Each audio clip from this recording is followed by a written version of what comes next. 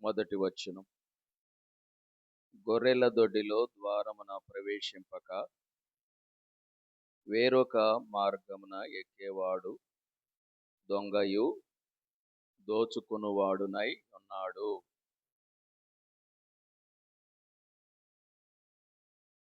అతనికి ద్వారపాలకుడు తలుపు తీయును, గొర్రెలు అతని స్వరము వినును.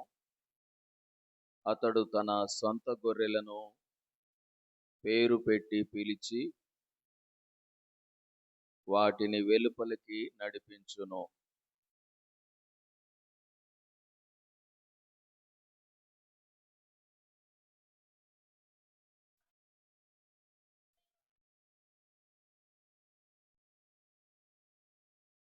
అన్యుల స్వరము అవి ఎరుగవు గనుక అన్యుని ఎంత మాత్రమును వెంబడింపక వాని యొద్ద నుండి పారిపోవునని మీతో నిశ్చయముగా చెప్పుచున్నానని వారితో అనెను.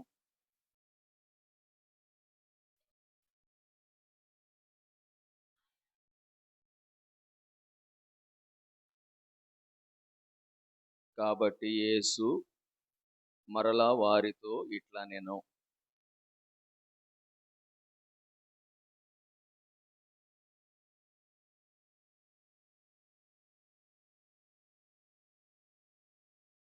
నేనే ద్వారమును.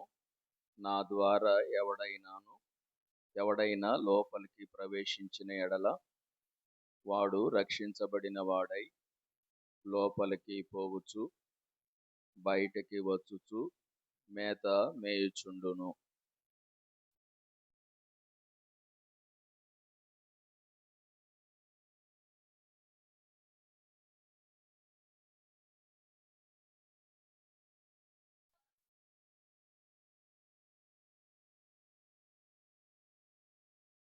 అందరము కలిసి చదువుదాం. 11వ వచనం.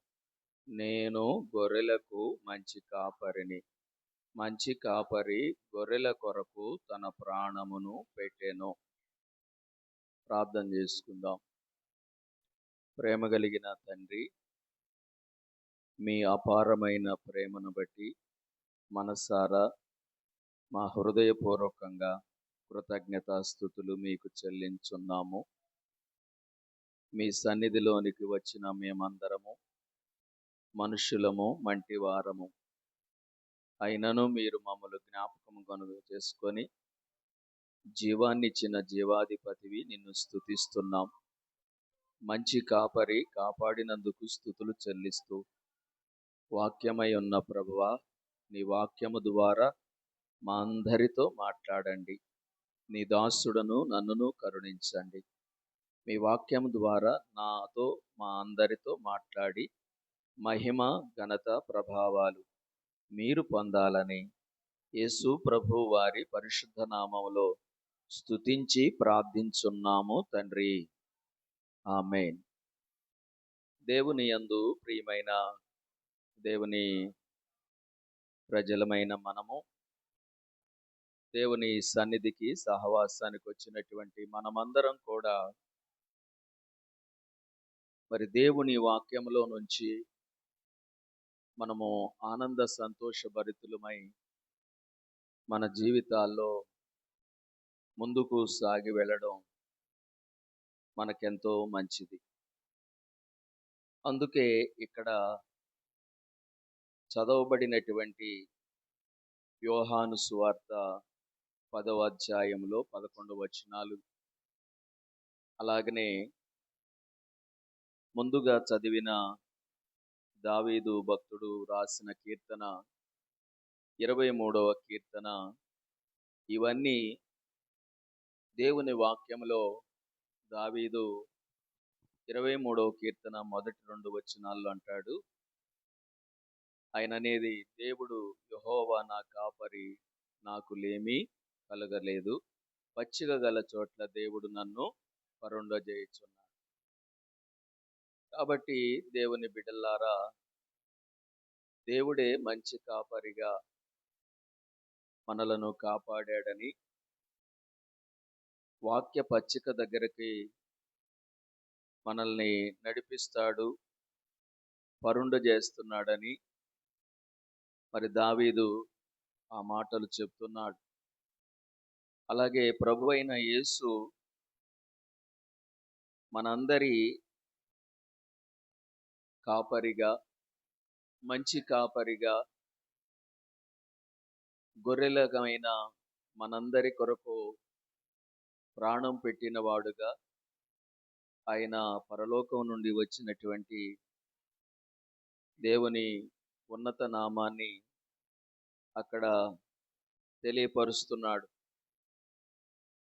దీనికి మనము 23వ కీర్తన మొదటి 2 వచనాలకి మరలా ఈ యోహాను సువార్తలో మనము ఈ 10వ అధ్యాయంలో 4వ వచనం వరకు కూడా మనము కలిపి చదువుకోవాలి. యోహాను సువార్తలో 10వ అధ్యాయంలో మొదటి 4 వచనాలు కలిపి చదువుకోవాలి. దానిలో మొదటి వచనాన్ని నేను చదువుతూ, గొర్రెల దొడ్డిలో ద్వారమున ప్రవేశింపక వేరొక ద్వారమున ఎక్కేవాడు దొంగయు దోచుకొనువాడునై ఉన్నాడు. మంచి కాపరిగా దేవుడు ఉన్నాడని దావీదు అక్కడ చెప్తున్నాడు. గొర్రెల దొడ్డిలోనికి ప్రవేశించటానికి గొర్రెలమైన మనము, మట్టివారమైనటువంటి మనము పరలోకములో ప్రవేశించటానికి పరలోక ద్వారం యేసు ప్రభు. దేవునికి స్తోత్రం. కనుక మనము యేసు ప్రభు ద్వారానే ప్రతిదీ మనం కలిగి ఉన్నాము. సర్వశక్తుడైన దేవుని ద్వారానే మనం ప్రతిదీ కలిగి ఉన్నామనే విషయాన్ని మర్చిపోకూడదు. ప్రతి విషయం కూడా సర్వశక్తిమంతుడైన దేవుడే మనకు కలుగజేశాడు. కాబట్టి ఆ దేవుని ద్వారా దేవుని మార్గంలోకి, దేవుని రాజ్యంలోకి ప్రవేశించాలి. వేరే దారిన పోయేవాడు అన్యాయస్తుడు, అక్రమస్తుడు మరి అని చెప్తున్నాడు. యేసు ప్రభు ఏమంటున్నాడు? కలిసి ఆ యొక్క 10వ అధ్యాయము మొదటి వచనం అందరు బిగ్గరగా స్పష్టంగా చదవండి, మీకు అర్థమవుతుంది, మనందరికి అర్థమవుతుంది. గొర్రెల దొడ్డిలో మనము ద్వారములో ప్రవేశింపక వేరొక అంటే యేసు ప్రభు కాకుండా వేరొక మార్గములో ఎక్కేవాడు దొంగయు దోచుకొనువాడునై ఉన్నాడు అన్నాడు. మనము వెళ్ళవలసిన మార్గము, మనల్ని కాపాడుతున్నవాడు, మనలను సృష్టించినవాడు, మనల్ని నడిపిస్తున్నవాడు, మనందరికీ మంచి మార్గం చూపాడు. దేవుడు మంచివాడు, మనందరికీ మంచి మార్గాన్ని చూపాడు. మనం పరలోకంలోకి వెళ్ళడానికి, గొర్రెలమైన మనము మన దొడ్డిలోనికి వెళ్ళడానికి, మన ఇంటిలోనికి వెళ్ళడానికి, మన ఇంటికి మెయిన్ గుమ్మం ఏదైతే ఉందో ఆ మెయిన్ గుమ్మంలో గుండా మనం వెళ్ళాలి. ఆ గొర్రెలు దొడ్డిలోకి వెళ్ళేటప్పుడు ద్వారమున వెళ్ళేవాడు అది మంచిది అని ప్రభువు చెప్తున్నాడు. వేరొక మార్గమున, వేరొక గుమ్మము గుండా లోనికి వెళ్ళాలి అని ప్రయత్నిస్తే అలాంటి వాళ్ళని ఏమన్నాడంటే దొంగ, దోచుకునేవాడు. మనకి దేవుడు రాజ మార్గాన్ని చూపాడు, పరలోక సౌభాగ్యాన్ని మనకు అనుగ్రహించాడు. ప్రియులారా, దేవుని వాక్యానికి మనం కొంచెం ధ్యానం చేయడానికి ఆశిస్తే, యెహోవాయే దేవుడని తెలుసుకొనుడి, ఆయనే మనలను పుట్టించెను, మనమాయన ప్రజలము, ఆయన మేపే గొర్రెలం. మనమందరం ఆయన మేపే గొర్రెలం. దేవుని గొర్రెలు దేవుని ద్వారములో గుండా దేవాలయములోనికి, మందిరములోనికి వచ్చి మనలందరినీ మంచి కాపరి కాపాడాడు. కాబట్టి మనందరినీ కాపాడిన మంచి దేవుడు, మనందరి కొరకు ప్రాణం పెట్టినటువంటి మంచి కాపరి, గొర్రెల కొరకు ప్రాణం పెట్టేవాడు. మరి ఆయన మంచి కాపరి. అలాగే యేసు ప్రభు మనందరి నిమిత్తం తన ప్రాణాన్ని త్యాగం చేసి తన అమూల్యమైన రక్తం ద్వారా మన పాపముల నుండి మనలను కడిగి మంచి మార్గములో, మంచి ద్వారంగా, పరలోకానికి వారసులుగా మనల్ని చేశాడు గనుక మనమందరము కూడా గొర్రెల దొడ్డిలో ద్వారమును ప్రవేశింపక మనము వేరొక ద్వారమున ప్రవేశిస్తానికి ఆశపడితే దొంగ దోచుకునే వారు అవుతాం. అంటే దీని అర్థం నేను జ్ఞాపకం చేసుకున్నది ఏంటంటే, దేవుడు మనలను ప్రేమించి గొప్ప రక్షణ మనకి ఇచ్చినప్పుడు ఈ రక్షణకు తగినట్లుగా మన జీవితాల్లో పరలోకానికి మార్గాన్ని చూపిన దేవుడు ఆయనే, రక్షణ ద్వారము ఆయనే, మనల్ని రక్షించిన వాడు ఆయనే, మనల్ని కాపరి ఆయనే. కాబట్టి మనము ఆయనకి కృతజ్ఞతాస్తుతులు చెల్లించడానికి ఆయన సన్నిధికి రావాలి. ఆయన ద్వారంలో ప్రవేశించి మనం ఆయనని ఘనపరచాలని ఆశతో మనకి ఇక్కడ ప్రభు అయిన యేసు ఈ మాట చెబుతున్నాడని కూడా యోహాను సువార్తలో ఈ యొక్క 10వ అధ్యాయంలో మొదటి వచనాన్ని జ్ఞాపకం చేసుకొని మనము ఎల్లకాలము కూడా, మనము జీవించినంత కాలము కూడా దేవుని గొర్రెలుగా, దేవుని బిడ్డలుగా మనమందరము దేవుని మందిరములోనికి వచ్చి, మరి దేవుని మందిరములో దేవుడు కాపాడిన విధానానికి కొరకు, దేవుడు మనకి మార్గాన్ని చూపించినందుకు, దేవుడు మన విషయంలో చేసిన త్యాగానికి దేవునికి మనము కృతజ్ఞతాస్తుతులు చెల్లించాలి. దేవునికి మనం ఏం చెల్లించాలి చెప్పండి? ఏం చెల్లించాలి? ఎందుకు చెల్లించాలంటే మంచి కాపరిగా కాపాడాడు. మనందరికీ సరైన ద్వారంలో గుండా పరలోకానికి వెళ్ళడానికి మంచి మార్గాన్ని చూపాడు. అందుకు మనం ఆయన్ని మరిచిపోకుండా స్తుతించాలి. ఇది కాకోకుండా వేరొక మార్గానికి వెళ్ళిపోతే, వేరే విషయాల్లో మనం ఉంటే మనము చాలా దేవునిని మరిచిన వారమవుతాము. ఆ 1వ వచనంలోనే 10వ అధ్యాయంలో అన్నాడు, దొంగ దోచుకునేవాడని 2 పేర్లు కూడా వస్తాయి. మనం దొంగలం కాదు. దొంగలమైన మనల్ని, దౌర్భాగ్యులమైన మనల్ని, మన పాపముల చేత, మన అపరాధముల చేత చచ్చిపోయిన వారిమైన మనల్ని ప్రభు ప్రేమించి ప్రాణం పెట్టి, నేనే మార్గమని, ఆ మార్గంలో నడవండి, పరలోకంలో సంతోషంగా ఉండండి అని ఒక మంచి మార్గాన్ని చూపిన ఆ దేవునికి చెల్లించవలసిన కృతజ్ఞతాస్తుతులు చెల్లించకుండా మనకిష్టమైన మార్గములో వెళ్ళడానికి ప్రయత్నం చేస్తే అది ప్రమాదం.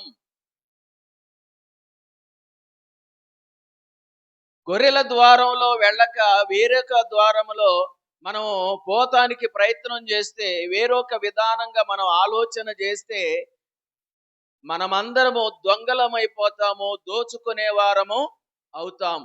అలాగా కాకూడదని యేసు ప్రభులు వారు ఆయన మనందరికీ సెలవిస్తున్నాడు. దావీదు కూడా, దేవుడు మంచి కాపరి, యెహోవా నా కాపరి, నాకు లేమి కలగదు, పచ్చిక గల చోట్ల ఆయన నన్ను కరుండజేస్తున్నాడు. ఇది 23వ కీర్తన మొదటి 2 వచనాలు. అలాగే ఈ యోహాను సువార్త ఈ 10వ అధ్యాయం మొదటి 4 వచనాల్లో మనకు చెప్పబడే మాటల్లో మొదటి వచనంలో ఆయన ద్వారంలో గుండానే ఆయననే సదాకాలం మనం స్తుతించాలి అని అంటున్నాడు. తరువాత ఈ యొక్క 10వ అధ్యాయము 2వ వచనంలో చెప్పగోరే విషయం ఏమిటి అనే గనక మనం ఆలోచన చేస్తున్నప్పుడు 2వ వచనాన్ని చదువుతున్నాం. ద్వారమున ప్రవేశించేవాడు గొర్రెల కాపరి. కాపరి మనల్ని కాపాడాడు. మనము గొర్రెలంగా ఉన్నాం కాబట్టి ఆ కాపరి దగ్గరికి రావాలి, ఆ కాపరి ద్వారములో ప్రవేశించాలి. ఆయనే మనకి మార్గం చూపాడు కాబట్టి ఆయన కాపరిగా ఉన్నాడు కాబట్టి ఆ కాపరి ద్వారమున ప్రవేశిస్తాడు. మనము కూడా పరలోకానికి మార్గం చూపించింది యేసు ప్రభు. పరలోక మార్గాన్ని చూపించడానికి ఆయన తన జీవితాన్ని త్యాగం చేశాడు. తన ప్రాణాన్ని ప్రాణంగా పెట్టాడు. ఆయన పెట్టిన ప్రాణ త్యాగాన్ని గుర్తుబట్టి ఆయన విలువైన రక్తం ద్వారా కడగబడి పరలోకానికి మనకు ప్రవేశ మార్గం ఆయన ఇచ్చాడు కాబట్టి పరలోకానికి హక్కుదారులుగా యెహోవా తమకు దేవుడుగా గల జనులు ధన్యులు, ఆయన తనకు స్వాస్యంగా ఏర్పాటు చేసుకున్న జనులు ధన్యులని చెప్పిన వాక్య లేఖన సత్యం నెరవేరాలంటే యేసు ప్రభువే ద్వారం, యేసు ప్రభువే రక్షణ, యేసు ప్రభువే కాపరి అని ఆ విషయాల్ని అర్థం చేసుకున్న మనము యేసు మహాకృప చేత ఆయన అమూల్యమైన రక్తం చేత కడగబడి రక్షణ పొందిన మనము ఆయన ద్వారంలో ప్రవేశించాలి. ఆయన ఎట్టివాడై ఉన్నాడు అనగా ఈ యోహాను పత్రికలు అంటాడు, ఇదిగో తీర్పు దినమున మనకి ధైర్యం కలగాలంటే ఆయన ఎలాంటి వాడై ఉన్నాడో మనము కూడా అలాంటి వారుగా ఉండాలంటాడు. యేసు ప్రభు గొర్రెల ద్వారంలో గుండా లోపలికి ప్రవేశించాడు. యేసు ప్రభు మహాకృప చేత రక్షణ పొందిన మనము మనల్ని కాపాడిన ఆ దేవునికి కృతజ్ఞతాస్తుతులు చెల్లించాలంటే ఆయన ద్వారా మనం దేవుని మందిరములోనికి వచ్చి దేవుని మందిరములో ఆయనను స్తుతించడం మంచిది. నీ మందిరమునందు నివసించిన వారు ధన్యులు. 84వ కీర్తనలో ఆ చెప్పిన మాట 4వ వచనం. ఆ 84వ కీర్తనలోనే కూడా ఏమంటాడు, యెహోవా మందిర ద్వారమునందు నివసించుట నాకు ఎంతో మేలు అన్నాడు.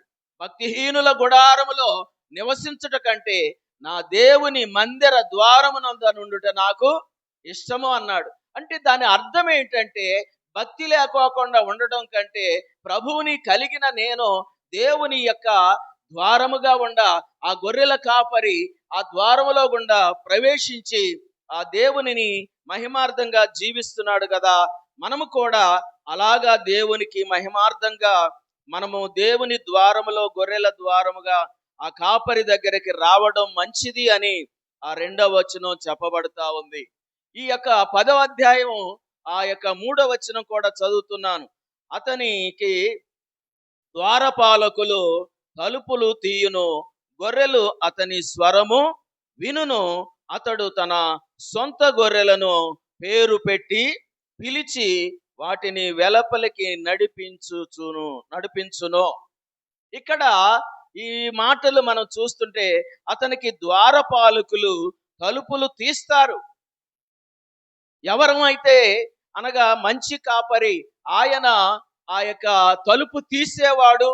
ఆ తలుపు నొద్ద నుండి మన హృదయం అనే తలుపు నొద్ద నుండి కూడా మనల్ని తట్టేవాడు ఆయనే. దేవునికి స్తోత్రం. ఈ మాటలు చదువుతుంటే ఈ 3వ వచనం చదువుతుంటే నాకు ప్రకటన గ్రంథంలో ఒక మాట చక్కగా ఆ తలంపుకి వస్తా ఉంది. ఎందుకంటే ఇక్కడ 3వ వచనం మరొకసారి మీరు అందరూ చదవండి. 3వ వచనం. అతడు ద్వారపాలకుడు తలుపు తీయును, గొర్రెలు అతని స్వరము వినును, అతడు తన సొంత గొర్రెలను పేరు పెట్టి పిలిచి వాటిని వెలుపలికి నడిపించును. ఇక్కడ చాలా చక్కగా మనం చదువుతున్నప్పుడు అతనికి అనగా మంచి కాపరి గొర్రెల కాపరికి అతని ద్వారపాలకుడు తలుపు తీస్తాడు, గొర్రెలు అతని స్వరము వినును. గొర్రెలు ఏం చేయాలి? అతని స్వరం వినాలి. గొర్రెలు ఎవరు? నేను. నీ నాయన గొర్రెను, నేనాయన గొర్రెను,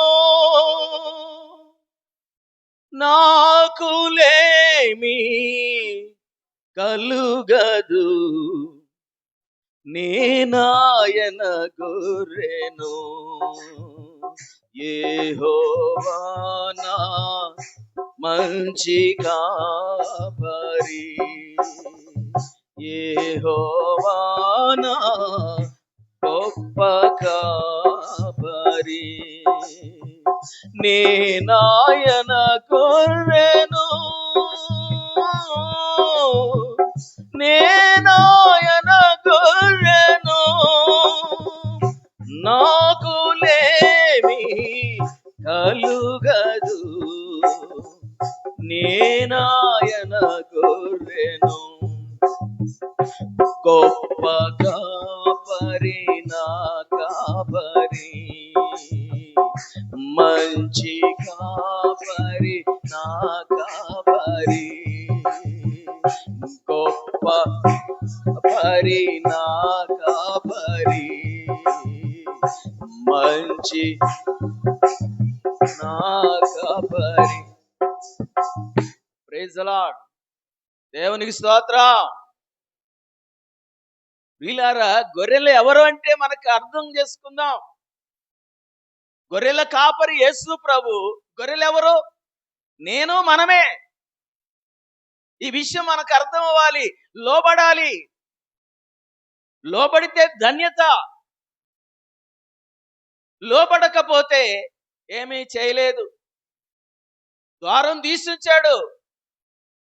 రండి, ద్వారంలో ప్రవేశించండి అని పిలుస్తున్నాడు. ఆయన స్వరం వింటాయి. ఎవరు వింటారు స్వరం? గొర్రెలు. నా గొర్రెలు నా స్వరం వింటాయి. నా గొర్రెలు నన్ను వెంబడిస్తాయి. మనమందరం ఆయన గొర్రెలం. మంచి కాపరి దేవుడు, నాకు లేమి కలగదు అని దావీదు అక్కడ చెప్తున్నాడు. ఇక్కడ యేసు ప్రభుల వారు కూడా ఈ యొక్క 10వ అధ్యాయంలో 3వ వచనంలో చెప్పిన మాట మనం చూస్తే, అతనికి ద్వారపాలకుడు తలుపు తీస్తాడు. యేసు ప్రభు రావగానే డోర్ ఓపెన్. ఆయన తలుపు తీస్తాడు. గొర్రెలు అతని స్వరము వింటాయి. తర్వాత ఇంకో మాట, అతడు తన సొంత గొర్రెలను పేరు పెట్టి పిలుస్తారు. రమేష్ రా అంటే కాపరిగా దేవుని వాక్య పరిచర్య చేసేవాడు. దేవుని సంఘంలో ఉన్న కొత్తగా ఇక్కడ వచ్చి ఎవరన్నా వాక్యం చెప్తున్నారనుకో, అందరికి యొక్క పేర్లు తెలుస్తాయి ఆయనకి? తెలవండి. ఆయన తన సొంత గొర్రెలను ఎరుగును. ఆయన తన సొంత గొర్రెలను పేరు పెట్టి పిలుచును. గొర్రెలు ద్వారంలో ప్రవేశించను. ఏ గొర్రెలు ఎప్పుడెప్పుడు రావట్లేదో ఏంటో అని నా బుర్రలో రకరకాలైనటువంటి ఆలోచనలు. ఈ గొర్రె కొరకు ఎలాంటి మేత పెట్టాలి, ఈ గొర్రెతో ఎలాగా, ఈ మనుషులతో ఎలాగా మాట్లాడాలి, ఈ కుటుంబాలని ఎలాగా దేవుని వాక్యంతో సరిచేయాలని నా యొక్క జీవితంలో, నా బుర్రలో ఆలోచనలు అలాగే ఉంటాయి. దివారాత్రములు దానిని ధ్యానించువాడు ధన్యుడు. నేను ఎటు వెళుతున్నా, ఏం చేస్తున్నా, బండి మీద వెళుతున్నా, అరే ఈ సంఘ పరిచర్యలో ఏంటి ఎక్కడ ఇట్లా ఎలా ఉంది, ఈ సంఘ పరిచర్యలో ఈ సహోదరుడు ఈ సహోదరి ఇలాగా ఉండడానికి ఏంటి, వీళ్ళకి ఏమి ఎలాగా చేయాలి అని ప్రార్థన చేస్తూ ఉంటారు. ప్రభువా, వీరు ఏం చేస్తున్నారో, వీరి పరిస్థితులు ఏమిటో, ఏ మార్గానికి వెళుతున్నారో, వీళ్ళు ఏమి తలుపు తీసినప్పుడు ఆ ద్వారంలో గుండా రావడం లేదు, ఏమిటి నాయన అని ఆలోచన చేస్తూ ఉంటాను. అలాగే దావీదు మంచి కాపరి దేవుడని ఆయన దగ్గరకు వస్తున్నాడు. ఆయన పచ్చికను తింటున్నాడు. అలాగే మనము కూడా దేవుని యొక్క కృపచేత రక్షించబడి దేవుని మార్గంలో నడుస్తానని నిబంధన చేసి, దేవుడే మనలందరినీ కాపాడుతుండగా, తలుపులు తీయబడుతుండగా, దేవుడు మనందరికి రక్షణ ద్వారానికి ప్రవేశించడానికి రక్షణ ఇచ్చాడు. దేవుని మందిరంలో దేవునికి కృతజ్ఞతాస్తుతులు చెల్లించడానికి దేవుడు అవకాశం ఇచ్చాడు. మనము ఆయన ద్వారంలో కూడా రావాలి. వేరొక ద్వారానికి వెళ్ళడానికి వీల్లేదు. వేరొక ద్వారానికి వెళితే దొంగ దోచుకునే వారం అవుతాం. అన్యాయమైన మార్గంలో వెళ్ళిన వారంగా అవుతాం. అన్యాయస్తులు దేవుని రాజ్యానికి వారసులు కారు. కాబట్టి మనము అన్యాయస్తులంగా ఉండక న్యాయం కలిగి జాగ్రత్తగా దేవుణ్ణి అనుసరిస్తూ, దేవుణ్ణి స్తుతిస్తూ, దేవుని మార్గంలో దేవుని స్వరం వినాలి. దేవుడు తలుపు తీస్తున్నాడు. దేవుడు మనల్ని ఆయన రమ్మని పిలుస్తున్నాడు. దేవుడు వినండి అని తలుపులు ఆయన వింటున్నాడు. ఆ గొర్రెలు కూడా ఆయన స్వరం వినాలి. ఆయన పేరు పెట్టి పిలుస్తున్నప్పుడు మనమందరం కూడా ఆయన మాటకు లోబడాలి. అందుకే ఈ మాటను 3వ వచనం చదువుతున్నప్పుడు నాకు ఒక వచనం గుర్తు వచ్చింది అని చెప్పాను కదా. ప్రకటన గ్రంథం 3వ అధ్యాయం 20వ వచనాన్ని దీనికి మరలా ఆ జత చేసుకోవాల్సిన అవసరత ఉందని మరలా పరిశుద్ధాత్ముడు తెలియపరుస్తున్నాడు. ఇక్కడ ప్రకటన గ్రంథం 3వ అధ్యాయం 20వ వచనంలో ఇక్కడ రాయబడిన మాట కూడా, ఇక్కడ యోహాను పత్మసు దీవిలో ఉండి ఆ యొక్క సంఘాలతో మాట్లాడుతున్నప్పుడు 3వ అధ్యాయం 20వ వచనం చదవండి. ఇదిగో నేను తలుపు నొద్ద నుండి తట్టుచున్నాను, ఎవరైతే నా స్వరం వింటున్నారో వారు తలుపు తీసిన ఎడల నేను అతని దగ్గరికి వస్తాను, అతనితో నేనును, నాతో కూడా అతడును భోజనము చేయుదుము. దేవుని స్తోత్రం చేస్తారా? ఏం చేయాలంటాడంట? దేవుడు ఏం చేస్తున్నాడు? తలుపు నొద్ద నుండి తట్టుచున్నాడు. ఆయన ద్వారంలో గుండా వెళుతున్నాడు. గొర్రెలమైన మనం కూడా ఆ ద్వారంలోకి వెళ్ళాలి. నీ హృదయం అనే ద్వారం దగ్గర ఉండి యేసు తడుతూ ఉంటుంటే నువ్వు నీ తలుపులు మూసేసుకొని నేను మాట్లాడను, నేను తలుపు తీయను అని అలాగా బిగుసుకొని ఉంటే ఏమవుతావు? ఉప్పు స్తంభం అవుతావు. బిగుసుకొని ఉండవా? ఏమైపోయింది? లోతు భార్య ఏమైపోయిందంటే ఉప్పు స్తంభం అయిపోయింది. కనుక దేవుడు మనల్ని పిలుస్తుండగా, దేవుడు తన స్వరము వినిపిస్తుండగా మన హృదయాలు తెరవబడాలి. లూదియా హృదయం తెరవబడింది. దేవుని వాక్యము పౌలు చెబుతున్నప్పుడు దేవుడు ఆమె హృదయాన్ని తెరిచాడు గనుక, ఆమె హృదయ ద్వారాలు తెరిచినప్పుడు ఆ హృదయంలోనికి దేవుని వాక్యము చొచ్చుకుపోయినప్పుడు, దేవుని వాక్యము చొచ్చుకుపోయిన తర్వాత ఆమె తన జీవితంలో ఆమె అక్కడ ఇంటి వారందరూ రక్షణ పొంది విశ్వాసంలో ఎదిగి ఆ అందరితో అక్కడ ఆమె చెప్తున్న మాటల్ని మనం చూస్తాం. ఇక్కడ కూడా ప్రకటన గ్రంథంలో 3వ అధ్యాయంలో ఈ యొక్క 20వ వచనంలో చెప్పబడుతున్నమాట, ఇదిగో నేను తలుపు నొద్ద నుండి తట్టుచున్నాను, ఎవరైతే నా స్వరం విని తలుపులు తెరుస్తారో వారితో నేనుంటాను, నాతో వారు ఉంటారు. మనం కలిసి సంతోషంగా సహవాసంగా భోజనం చేస్తాం. ఏం చేస్తాం చెప్పండి అందరూ? భోజనం చేస్తాం. కనుక దేవుడు మన కొరకు భోజనంగా మారాడు. దేవుడు మన కొరకు భోజనంగా మారాడు. దేవుడు మన కొరకు దప్పిక తీర్చడానికి ఆయన జీవజలపు ఓటలుగా ఉన్నాడు. కనుక మనం జీవజలపు ఓటలైన దేవుణ్ణి విడిచిపెట్టకూడదు. జీవాహారమైన దేవుణ్ణి విడిచిపెట్టకూడదు. ఎందుకంటే మనల్ని కాపాడుతున్నవాడు, మనకి మంచి మార్గాన్ని చూపినవాడు, మంచి కాపరి అయినటువంటి వాడు. ఇలాంటి విధానాలను కలిగిన ఆ దేవుని కొరకు మన జీవితాల్లో మనం మరువక, మనల్ని విడువక ఎంతో ప్రేమిస్తున్న దేవునికి స్తోత్రం.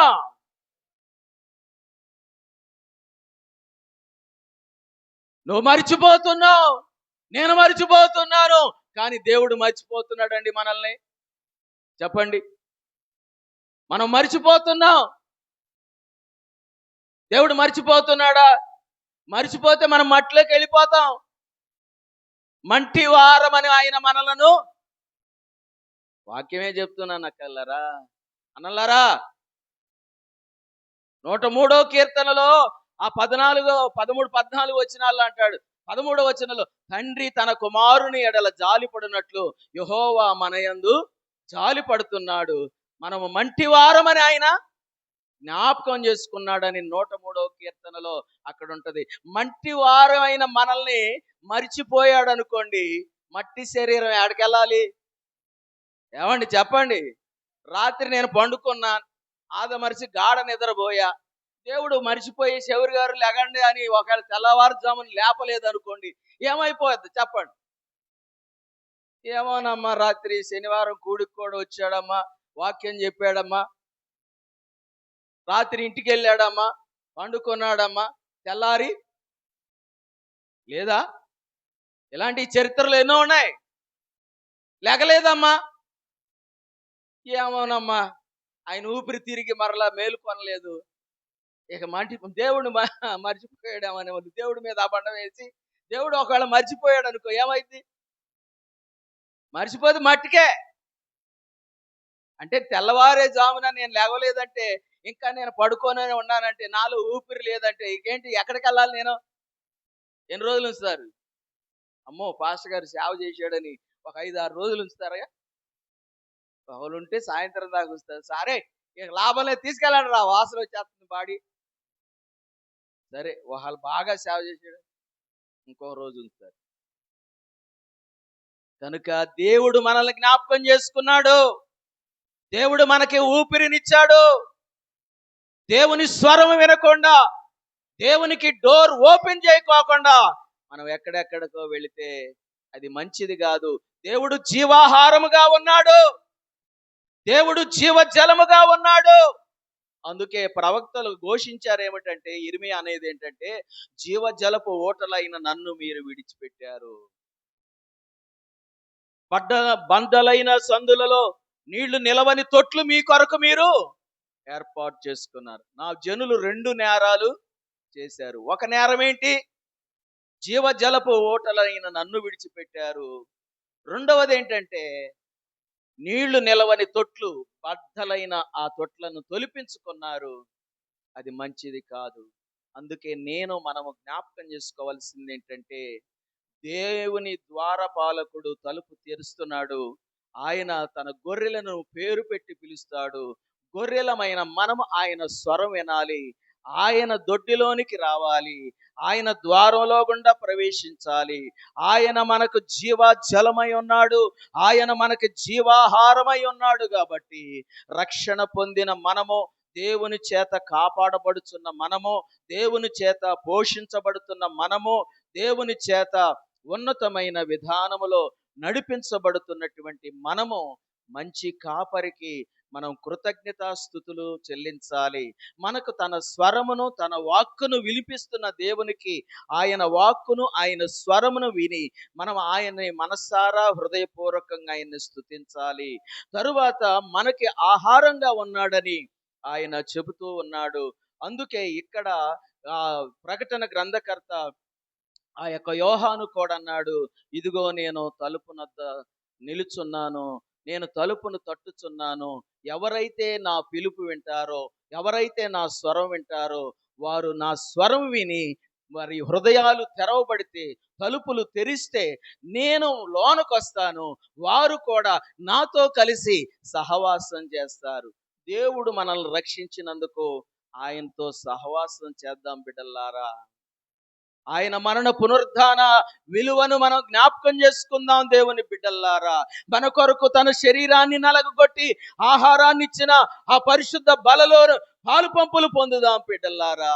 ఇక ఆయన మనకు జీవ జలపు ఓటలైన ఆ జీవ జలాన్ని ఇచ్చిన జీవ వాక్యము చేత మనం తృప్తిపరచబడి ఆయనను ఆరాధిద్దాం బిడ్డలారా. అదే మనం ఆయన స్వరం వినడం, మన హృదయాలు తెరవబడటం, ఆయనతో కలిసి మనం భోజనం చేయటం. అందుకే ఆ ప్రకటన గ్రంథం 3వ అధ్యాయం 20వ వచనంలో, నేను తలుపు తడుతున్నాను, అయ్యల్లారా అమ్మల్లారా, మీరు మీ హృదయ తలుపులు తెరిచి నా మాటలు వినడానికి ఆదివారం దేవుని మందిరంలోనికి వచ్చి ఆయన మన కొరకు ఆ సహవాసంగా ఉంటున్న ఆయన సహవాసము సన్నిధిని మనం విడిచిపెట్టవద్దు. ఎవరైతే నా దగ్గరకు వస్తున్నారో, నేనే ఎవరి దగ్గరికి అయితే వస్తున్నారో వారితో నేను, నాతో వారు కలిసి ఏం చేస్తున్నారు? 3వ అధ్యాయంలో భోజనం. అందుకే అపోస్తుల బోధ యందును, సహవాసమందును, రొట్టె విరుచుట యందును, ప్రార్థన చేయట యందు ఏముండాలి? ఎడతెగక ఉండాలి. అమ్మా వినండి. కనుక ఈ వచనాన్ని కూడా కలుపుకుంటే మనం చాలా మంచిగా ఉంటది. కనుక ఈ రీతిగా మనము చూస్తున్నప్పుడు దేవుని బిడ్డలారా, మంచి కాపరిగా మనల్ని ఎంతో కాపాడుతున్న దేవునికి మనం కృతజ్ఞతాస్తుతులు చెల్లించాలి. అందుకే మనము ఆ యొక్క యోహాను సువార్తలో ఆ యొక్క 10వ అధ్యాయంలో 11వ వచనం, మనకి ఆయన మంచి కాపరి గొర్రెల కొరకు ఏం చేశాడు? చదవండి ఆ మాట. గొర్రెల కొరకు తన ప్రాణాన్ని పెట్టాడు. కనుక ఇలాగా మన యొక్క ధ్యానములో 23వ కీర్తన మొదటి 2 వచనాలకి, యోహాను సువార్తలో తప్పనిసరిగా మొదటి 10వ అధ్యాయంలో మొదటి 4 వచనాలు కలుపుకుంటే ఒక మాట వస్తుంది. ఆ మాటని ఏమిటి అంటే, దయచేసి ఇక్కడ మనము హెబ్రీయులకు రాసిన పత్రికలో ఈ మాటను కూడా ఒకసారి మనం చదవాలని నేను ఆశతో మీకు తెలియపరుస్తూ హెబ్రీయులకు రాసిన పత్రిక 13వ అధ్యాయం దగ్గరికి వచ్చినప్పుడు ఇట్లాగా రాసి ఉంది దేవుని ప్రియులారా. ఇదిగో ఇక్కడ ఈ 13వ అధ్యాయంలో 20వ వచనంను 21వ వచనంలో ఇక్కడ మనకు రాసిన మాట చదువుదాం దేవుని పిల్లలారా. చూడండి, గొర్రెల గొప్ప కాపరి అయిన యేసు అనే మన ప్రభువును నిత్యమైన నిబంధన సంబంధమగు రక్తమును బట్టి మృతులలో నుండి లేపిన సమాధానకర్తయగు దేవుడు యేసుక్రీస్తు ద్వారా తన దృష్టికి అనుకూలమైన దానిని మనలో జరిగించుచు ప్రతి మంచి విషయములో తన చిత్త ప్రకారముగా చేయుటకు మిమ్మును సిద్ధపరచునుగాక. యేసుక్రీస్తుకు యుగ యుగములు మహిమ కలుగునుగాక. ఆమేన్. ప్రభునందు ప్రియ బిడ్డలారా, మనం జాగ్రత్తగా గమనిస్తా ఉన్నట్లయితే ఇక్కడ హెబ్రీయులకు రాసిన పత్రికలో మనము చదివిన 20వ వచనంలో ఏముందంటే, గొర్రెల గొప్ప కాపరి అయిన యేసు అనే మన ప్రభువును నిత్య నిబంధన సంబంధమగు రక్తమును బట్టి మృతులలో నుండి లేపిన సమాధానకర్తయగు దేవుడు యేసుక్రీస్తు ద్వారా తన దృష్టికి అనుకూలమైనది మనలో జరిగించాలి.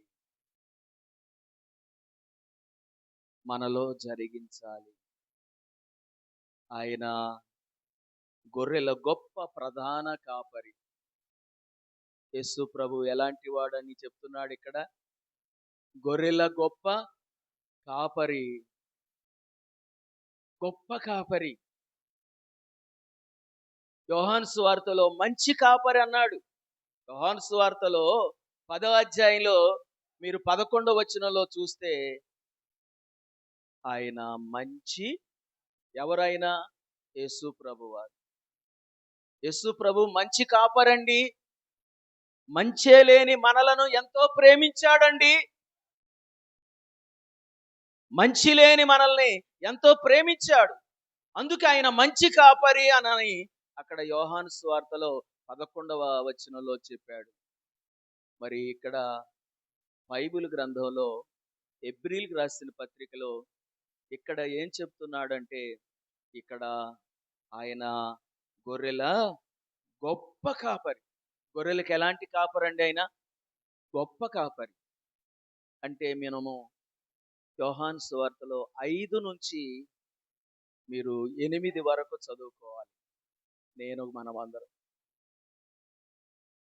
ఆ 5వ వచనం నుండి మనం 8వ వచనం వరకు ఆ వచనాల్ని మనం చదువుకొని ఈ మాటను కూడా చెప్పుకుంటే, గొర్రెలకు గొప్ప కాపరి. కాబట్టి గొర్రెల గొప్ప కాపరి అయిన ఆ దేవుడు జరిగించిన ఆ యొక్క ప్రేమను, ఆ దేవుడు జరిగించిన త్యాగాన్ని, దేవుడు తన చిత్తాన్ని ఎలాగా జరిగించాడు, మనము కూడా ఆయన మరణము యొక్క పునరుద్ధానము యొక్క విధానములో దేవుని చిత్తానికి వీలుంచున్నాయి. ఎవరికి వీలుంచాలి మనం చెప్పండి? దేవుని పిల్లలు ఇది నేర్చుకోవాలి. దేవుని పిల్లలు ఇది నేర్చుకున్నప్పుడు అది మనకు మేలవుతుంది. అందుకే ఆయన అన్నాడు ఆ 20వ వచనంలో, గొర్రెల గొప్ప కాపరి అయిన యేసు అనే మన ప్రభువైన నిత్య నిబంధన సంబంధమగు రక్తమును బట్టి మృతులలో నుండి లేపిన సమాధానకర్తయగు దేవుడు యేసుక్రీస్తు తన దృష్టికి అనుకూలమైన దానిని మనలో జరిగించుచు ప్రతి మంచి విషయములో తన చిత్త ప్రకారం చేయుటకు మిమ్ములను మనలందరినీ దేవుడు సిద్ధపరచునుగాక అన్నాడు. అంటే ఆయన మరణించింది ఎందుకోసం? ఆయన తిరిగి లేచింది ఎందుకోసం? ఆయన నిబంధన రక్తం ఎందుకోసం? ఆయన మన కొరకు ఎలాంటి నిబంధనలు చేశాడు, మన కొరకు ఎలాంటి నిర్ణయాలు చేశాడో ఆ దేవునిని జ్ఞాపకం చేసుకొని, ఆ దేవుని యొక్క ప్రేమను జ్ఞాపకం చేసుకొని, ఆ దేవుని యొక్క మరణ పునరుద్ధానాల యొక్క విలువను జ్ఞాపకం చేసుకొని, మనసారా హృదయపూర్వకంగా మనమందరము ఆయన మందిరంలో ఆయన్ని ఆరాధించాలి. మనల్ని ఆరాధించే మందిరాలుగా చేశాడు, మనల్ని కదిలే మందిరాలుగా చేశాడు. ఎందుకంటే మీరు దేవుని ఆలయమై ఉన్నారని మీరు ఎరగరా? మీరు మీ సొత్తు కారు. మీరు విలువ పెట్టి కొనబడ్డవారు కనుక విలువైన తన స్వరం మనం వినాలి. విలువైన తన ప్రేమకు ప్రతిగా మనం కృతజ్ఞతాస్తుతులు చెల్లించాలి. ఆయన నిబంధన రక్తం ద్వారా ఆయన యొక్క మరణ పునరుద్ధానాల యొక్క శక్తి బలము ఆయన స్వరమును వినుచు మనం ఆయన్ని ఆ గొప్ప కాపరికి గొప్ప ఆరాధన మనం చేయాలి. ఇంకొక మాట చదివి మనం మోకరించి ఆరాధన చేస్తాం. చూడండి దేవుని బిడ్డలారా, పేతురు రాసినటువంటి పత్రిక మనము మొదటి పత్రికలో, పేతురు రాసినటువంటి పత్రిక మొదటి పత్రిక, ఈ పత్రికలో మనము ఈ మాటని జాగ్రత్తగా 4వ వచనాన్ని మనం చదువుదాము. 5వ అధ్యాయం పేతురు పత్రిక మొదటి పత్రిక 5వ అధ్యాయం 4వ వచనాన్ని చదువుదాం బిడ్డలారా. ప్రధాన కాపరి ప్రత్యక్షమగునప్పుడు మీరు వాడబారని మహిమ కిరీటము పొందుదురు. అంటే మంచి కాపరి, మన గొర్రెల కాపరి మన కొరకు ప్రాణం పెట్టాడు. ఆయన రక్తం ద్వారా, ఆయన ప్రేమ చేత, ఆయన కృప చేత రక్షించబడిన మనము అందరము కూడా మనం గొప్ప కాపరి కాపరత్వంలో కాపాడబడుతున్నాం. తర్వాత ఇక్కడ అంటున్నాడు, మన ప్రధాన కాపరి, మన ప్రధాన కాపరిగా ఉండినవాడు మన కొరకు ప్రత్యక్షమగుతూ రానయున్న రాకడ గడియలో మనల్ని ఆయన ప్రత్యక్షమగు దేవుడు గనుక రక్షణ పొందిన మనము తొలి దినాలు మొదలుకొని మంచి కాపరిగా మనల్ని కాపాడుతున్నందుకు ఆయన మందిరంలోకి రావాలి. ఆయన యొక్క స్వరము వినాలి. ఆయన్నే మనం స్తుతించాలి. ఆయన మన కొరకు ఆహారంగా ఉన్నాడు, ఆయన మన కొరకు జీవజలముగా ఉన్నాడు అని చెప్పుకుంటూ మనం ఆ యొక్క హెబ్రీ పత్రికలో ఆ ప్రధాన గొప్ప కాపరి అయిన ఆయన చూసాం. ఈ పేతురు పత్రికలో కూడా ఇక్కడ చూస్తున్న మాట ఏమిటంటే, ప్రధాన కాపరి ప్రత్యక్షమగు వరకు మీరు వాడబారని మహిమ కిరీటం పొందే వరకు కూడా మీరు ప్రభువుని మర్చిపోవద్దు, ప్రభువుని స్తుతించటం ఆగవద్దు. కనుక ఆయన ప్రధాన కాపరి, ప్రధాన కాపరిగా ప్రత్యక్షమగు ఆ గడియలో మనకి మరొక గొప్ప కిరీటాలు ఇస్తాడు. అందుకే పౌలు గారు ఏమంటాడంటే, నేను మంచి పోరాటం పోరాడి తిని, నా పరుగును తుదముట్టించి తిని, నేను విశ్వాసమును కాపాడుకుంటుని. నా కొరకేముంది? నీతి కిరీటం ఉంది. అది నా కొరకేనా? కాదు. ఇలాగ ఎవరైతే దేవుని కొరకు ఇచ్చేస్తారో వాళ్ళందరికీ ఉంది. కాబట్టి మనకి ప్రధాన కాపరి ప్రత్యక్షమగు వరకు మనకు ఇచ్చే ఆ కిరీటం కొరకు మనం ప్రతి సమయంలోనూ ప్రతి పరిశుద్ధ దినమందు ఆ ప్రభువుకి సాగిలపడి మన హృదయపూర్వకంగా కృతజ్ఞతాస్తుతులు చెల్లించాలి. కనుక యోహాను సువార్తలో ఆ మొదటి 10వ అధ్యాయం మొదటి నుంచి 11 వచనాల వరకు చదువుతున్నప్పుడు మంచి కాపరిగా ఉండ ఆ మంచి కాపరిని మనం వెళ్ళవేళలా మరి స్తుతించాలి. తర్వాత హెబ్రీ పత్రికలో మన కొరకు చెప్పబడిన గొప్ప కాపరిగా ఉండ ఆ గొప్ప కాపరిని మనం వెళ్ళవేళలా మనం స్తుతిస్తూ ఉండాలి. ఈ యొక్క పేతురు తన పత్రికలో చెప్తున్నాడు, ఆయన ప్రధాన కాపరి. ఆయన ప్రత్యక్షమగు వరకు, మనం సచ్చే వరకు, ఆయన వచ్చే వరకు కూడా మనం ఆయన ఆరాధిస్తూనే ఉండాలి. అట్టి కృప మనకి దేవుడిచ్చాడు. మోకరించి సాగిలపడి ప్రభువుని స్తుతిద్దాం. మోకరించుదాం, ప్రభువుని స్తుతిద్దాం.